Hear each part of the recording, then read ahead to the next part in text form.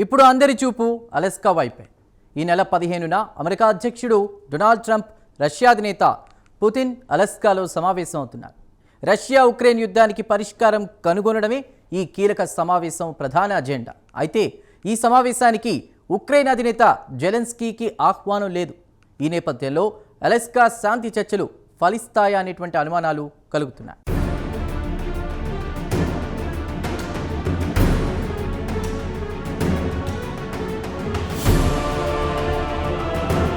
Russia Ukraine యుద్ధం ప్రారంభమై 3 ఏళ్లు దాటింది. అయితే ఇప్పటి వరకు యుద్ధానికి ఎండ్ కార్డు పడలేదు. ఇక్కడ ఒక విషయం చెప్పుకు తీరాలి. ఉక్రెయిన్ యుద్ధం ముగించేందుకు అమెరికా ప్రెసిడెంట్ ట్రంప్ తీవ్రంగా ప్రయత్నిస్తున్నారు. ఈ విషయంలో ఆయన కృషిని ఎవరైనా ఒప్పుకు తీరాల్సిందే. కొన్ని నెలల క్రితం సౌదీ అరేబియా రాజధాని రియాద్ వేదికగా ఉక్రెయిన్ యుద్ధానికి ఎండ్ కార్డు వేసేందుకు ట్రంప్ చొరవ చూపారు. అయితే అనేక కారణాలతో ఈ చర్చలు ఫలించలేదు.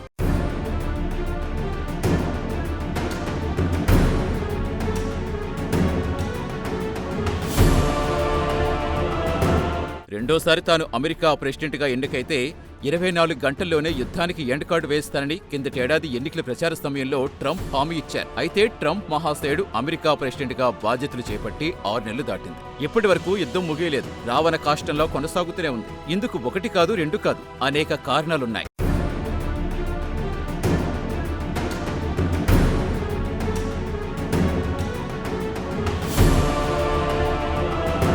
అయితే ఈసారి ఉక్రెయిన్ యుద్ధం ముగింపు చేసేందుకు ట్రంప్ గట్టి పట్టుదలతో ఉన్నారు. యుద్ధం విరమింపచేసేందుకు రష్యా అధినేత పుతిన్కు కొన్ని రోజులు గడువిచ్చారు. తరువాత సదరు గడువును కూడా ట్రంప్ మహాశయుడు తగ్గించారు. ఇదిలా ఉంటే అలస్కా చర్చలు ఏ మేరకు ఫలిస్తాయనే ప్రశ్న కూడా తెరమీదకొచ్చింది. ప్రధానంగా భూభాగాల అప్పగింత వ్యవహారం అలస్కా చర్చల్లో కీలకం కాబోతోంది. ఉక్రెయిన్ అధీనంలో ఉన్న అనేక భూభాగాలు తమకు స్వాధీనం చేయాలనేది రష్యా ఆలోచనగా కనిపిస్తోంది. సదరు భూభాగాలు ఖనిజ సంపదకు పెట్టింది పేరు. గతంలో సోవియట్ యూనియన్ మనుగడలో ఉన్నప్పుడు ఉక్రెయిన్ ఖనిజ సంపదను రష్యా బాగా వినియోగించుకుంది. ఇప్పుడు కూడా సదరు ఉక్రెయిన్ ఖనిజ సంపదపై రష్యా అధినేత పుతిన్ కన్నేశారంటున్నారు రాజకీయ పరిశీలకులు. అయితే తమ భూభాగాలు రష్యాకు స్వాధీనం చేసేందుకు జెలెన్స్కీ ఎంతవరకు అంగీకరిస్తారనేది తెరమీదకొచ్చిన ప్రశ్న. ఎందుకంటే ఇటీవల అమెరికా ఉక్రెయిన్ మధ్య ఖనిజాల ఒప్పందం జరిగింది.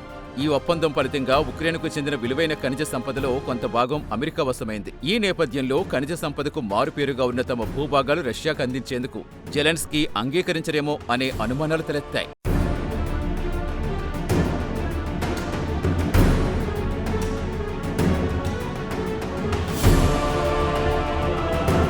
కాగా అలస్కా వేదికగా రష్యా భద్రతకు అమెరికా నుంచి గట్టి హామీని పుతిన్ కోరే అవకాశం ఉంది. ప్రధానంగా నాటో కూటమి నుంచి రష్యా భద్రతకు ప్రమాదం పొంచి ఉందని పుతిన్ అనుమానిస్తున్నారు. అలాగే నాటో కూటమిలో ఉక్రెయిన్ను చేర్చుకోకూడదనే డిమాండ్ కూడా శాంతి చర్చల్లో పుతిన్ పెట్టే అవకాశాలు లేకపోలేదు. ఇటీవల కాలంలో ఉక్రెయిన్ యుద్ధం అంశంలో యూరోపియన్ యూనియన్ కూడా ఎంట్రీ ఇచ్చింది. ఉక్రెయిన్కు యూరోపియన్ యూనియన్ సంపూర్ణ మద్దతు పలికింది. ఈ నేపథ్యంలో ఇటు యూరోపియన్ యూనియన్ నుంచి అటు ట్రంప్ నుంచి వచ్చే ఒత్తిడిని పుతిన్ ఎలా ఎదుర్కొంటారో చూడాల్సి ఉంది.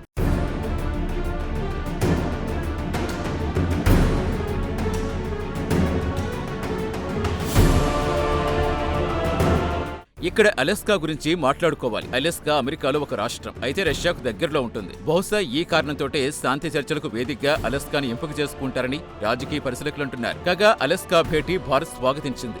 ఇది యుద్ధాల కాలం కాదన్న ప్రధాని మోదీ వాదనకు ట్రంప్ ప్రయత్నాలు దోహదం చేస్తాయని భారత విదేశాంగ మంత్రిత్వ శాఖ పేర్కొంది. ఇప్పటికైనా ఉక్రెయిన్ యుద్ధానికి ఎండ్ కార్డు పడాలని భారత్ ఆశిస్తోంది. ఇక్కడ మరో విశేషం ఉంది. ట్రంప్ రెండోసారి అధ్యక్షుడయ్యాక ఇప్పటి వరకు ఆయనతో పుతిన్ భేటీ కాలేదు. అలస్కా వేదికగా తొలిసారిగా ట్రంప్ పుతిన్ సమావేశమవుతున్నారు.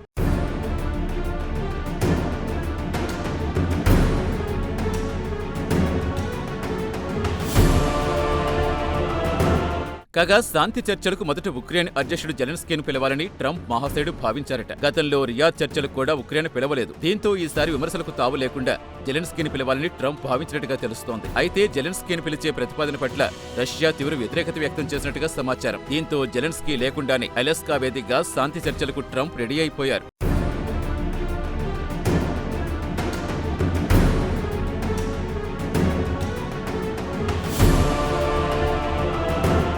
ఇదిలా ఉంటే ట్రంప్ పుతిన్ల భేటీకి కొన్ని దేశాలు అడ్డుపుల్లలు వేస్తున్నాయని రష్యా ఆరోపించింది. ఇలా అడ్డుపుల్లలు వేసిన దేశాలు ఏవో రష్యా వెల్లడించలేదు. ఇదిలా ఉంటే యుద్ధం విరమింపచేయాలనే ప్రతిపాదనపై రష్యా అధినేత పుతిన్కు నిజాయితీ ఉందా అనే అనుమానం కూడా కలుగుతోంది.